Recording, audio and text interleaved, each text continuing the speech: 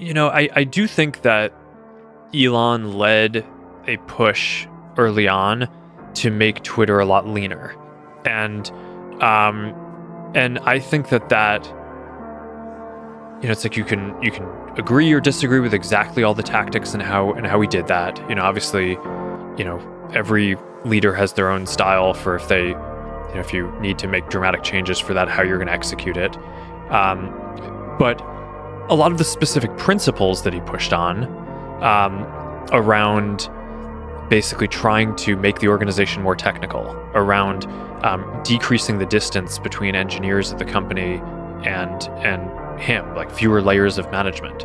I think that those were generally good changes. And I also think that it was probably good for the industry that he made those changes, because my sense is that there were a lot of other people who thought that those were good changes, but who may have been a little shy about doing them.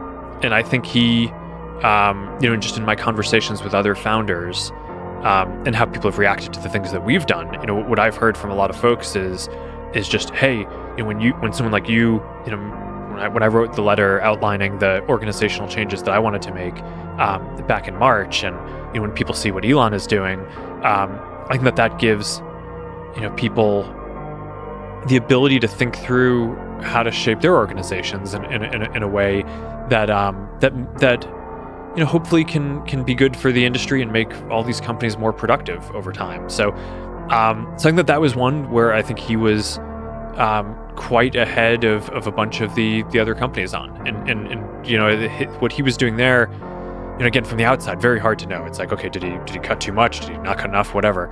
I don't think it's like my place to opine on that.